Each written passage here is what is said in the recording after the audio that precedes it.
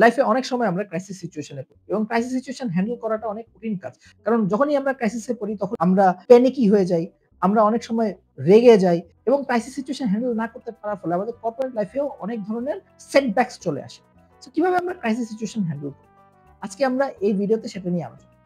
ধরেন কথার কথা আমি অনেক পাবলিক স্পিকিং করি এবং অনেক সময় এটা হয় যে পাবলিক স্পিকিং করার সময় যখন আমি ল্যাপটপ কানেক্ট করছি হয় কেবল কাজ করছে না অথবা ল্যাপটপ কানেক্ট কাজ করছে না অথবা আমার প্রজেক্টর কাজ করছে না। এরকম প্রায়ই হয় এবং অনেক ভরা মজলিসে অনেক মানুষ আমার জন্য অপেক্ষা করছেন এবং এরকম একটা সিচুয়েশন হলে অবশ্যই সেটা একটা ক্রাইসিস মোমেন্টই বলা যেতে পারে। অনেক ছোট crisis moment but crisis moment. অনেক ক্ষেত্রে আমাদের অনেক বড় ক্রাইসিস মোমেন্টও ডিল করতে হয়।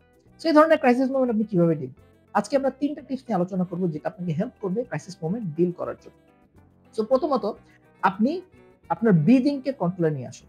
যখন হয় কি এ ধরনের সিচুয়েশন হয়, এ ধরনের সিচুয়েশন আমরা ফার্স্ট টাইম পড়ি, আমাদের ব্রিথিং টা আউট অফ কন্ট্রোল এ চলে যায় এবং আমরা আসলে ঘামা শুরু করি।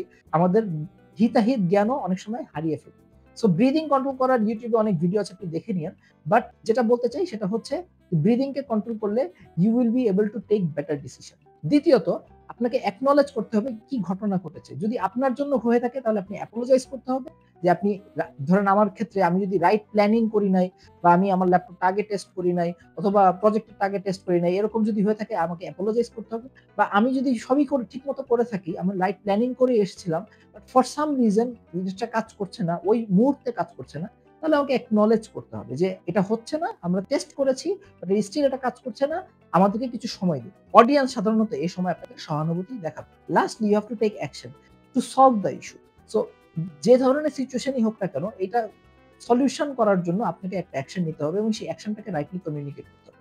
ধরেন কথার কথা আমার ক্ষেত্রে যদি আমি ওই সময় ল্যাপটপটা কোনোভাবেই কানেক্ট করতে না পারি, তাহলে আমি অন্য কোনো পন্থায় চলে যাব। হয়তোবা আমি ফ্লিপচার্ট বোর্ড ইউজ করা শুরু করব।